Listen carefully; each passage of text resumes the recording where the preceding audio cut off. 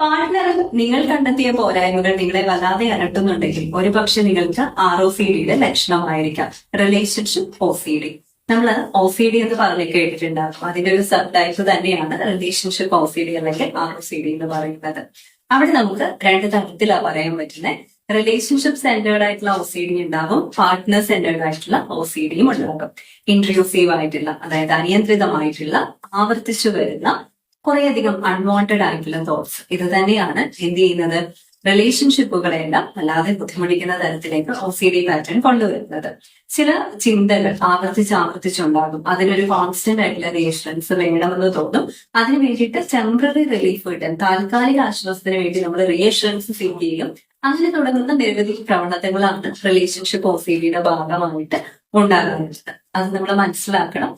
കാരണം അതിനെ തിരുത്തേണ്ട ചില കാര്യങ്ങളുണ്ട്. അപ്പൊ റിലേഷൻഷിപ്പ് സെന്റേർഡ് OCD ആണ് നമുക്കുള്ളത് എന്നുണ്ടെങ്കിൽ ഇതെല്ലാം റൈറ്റ് ആണോ റോങ് ആണോ, അല്ലെങ്കിൽ ഞാൻ ഇതില് പിന്നീട് സ്നേഹിക്കപ്പെടാതെ വരുമ്പോ, അങ്ങനെയൊക്കെയുള്ള കുറെ ചിന്തകളായിരിക്കാം. ഇനി പാർട്ട്ണർ സെന്റേർഡ് ആണെങ്കിൽ നമ്മൾ മനസ്സിലാക്കിയിട്ടുള്ള പാർട്ട്ണറുടെ പോരായ്മകളെ കുറിച്ച് മാത്രം ഹൈപ്പർ ഫോക്കസ്ഡ് ആയിട്ട് ചിന്തിച്ചുകൊണ്ടിരിക്കും. അവർ കൈൻഡ് ആണോ, സ്മാർട്ട് ആണോ, അല്ലെങ്കിൽ അവർ ചെയ്യുന്ന കാര്യങ്ങളിലെല്ലാം നമ്മൾ കുറേയധികം കുറ്റങ്ങളും കുറവുകളും കണ്ടെത്തും. ഈ പോരായ്മ അവർക്ക് ഉണ്ടല്ലോ എന്നുള്ള രീതിയിൽ നമ്മൾ ചിന്തിക്കാൻ തുടങ്ങും.